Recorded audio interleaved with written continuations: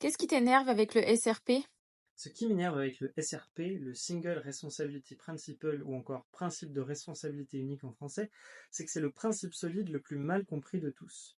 Si on cherche sa définition dans un moteur de recherche, quasiment tous les résultats en donnent une mauvaise. On va voir quelque chose du genre, une fonction ou une méthode ne doit faire qu'une seule et unique chose.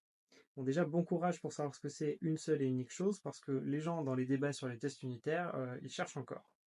En fait, quand on parle de responsabilité, on ne parle pas de la responsabilité du code, on parle de la responsabilité des acteurs dont il dépend. Donc dit autrement, un module ne doit dépendre que d'un seul acteur, ou encore un module ne doit avoir qu'une seule raison de changer. Donc ça, c'est Robert Martin qui le dit dans son livre Clean Architecture. Et nous le dit avec cet exemple.